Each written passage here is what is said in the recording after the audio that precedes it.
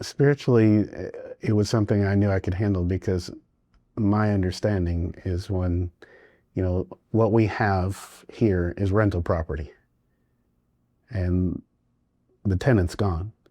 When you've died, this is just the shell. And so it didn't bother me to see it. It didn't bother me to be around it.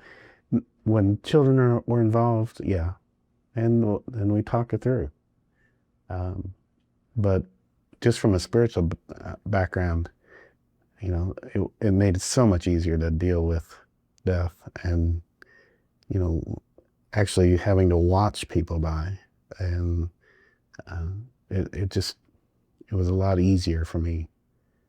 It was easier, I think, for me because I had been around funeral directors before and had given them a hand with different things.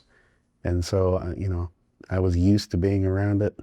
Um, and I had been a fireman before this, so I had seen it already and quite a bit of it.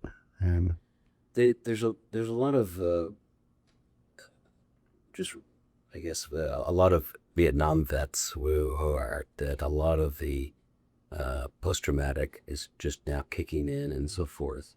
And is there any fear, first of all, that that may happen to you?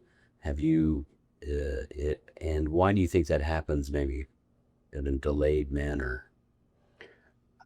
yeah, I think it's possible. I think it's very possible for me because I've seen a lot. And I think the delay is because you're so busy with everything and you go from one call to the next call to the next call to the next call, and then you have your church things and your family things and your other things that your brain doesn't give you time to think about what you just experienced or what you witnessed.